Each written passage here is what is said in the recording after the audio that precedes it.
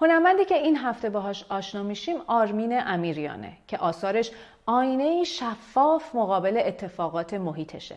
او حتی در جدیدترین نمایشگاهش که آثارش رو در انزوای اجباری پاندمی ساخته، به جهان و اتفاقات در حالت منجمد شده سالی که گذشت نگاه کرده.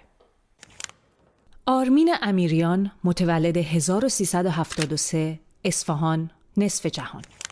خودآموخته هنر است و دوران کودکی و نوجوانی خود را به کسب تجربه در شاخه‌های هنری مختلف متأثر از ایران، جهان، خانواده و فرهنگ سپری کرده.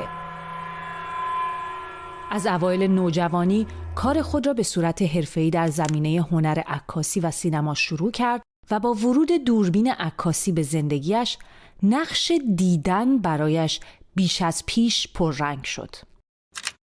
جیل تن رداون راجع به او در مجله لوموگرافی نوشت: آرمین با الهام از کار بسیاری پیش از خود و اوضاع سخت کشورش تصمیم گرفته است تا تصویرهای پویایی از تجارب جمعی مردم خود را به رخ بکشد.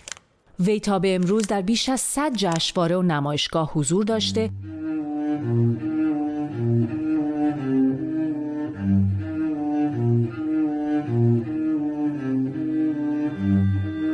و جدیدترین نمایشگاه انفرادی خود را با نام تا تاریخ یخ و پیش از آن نمایشگاه انفرادی ار را در گالری اعتماد برگزار کرده است.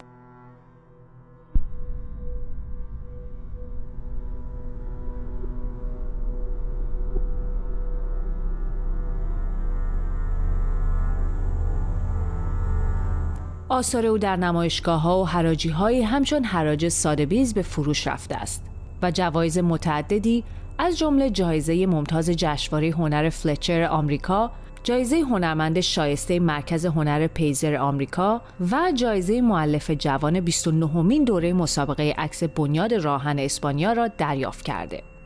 آثار او در نمایشگاه تا تاریخ یخ لحظات مهمی از تاریخ ایرانند که منجمد شدند. این لحظات گویی در انتظار کمی حرارت و تحرکند تا یخشان ذوب شود و زندگی در آنها به جریان بیفتد. نگاه هنرمند به این لحظات همراه با امید است. از نگاه منتقدین، حباب‌ها روی نقاط حساسی از تصاویر قرار گرفتند که زنده بودن را در نگاه بیننده تداعی می‌کند. گویی در لحظه‌ای که تصویر نفس می‌کشیده، دچار یخزدگی شده است.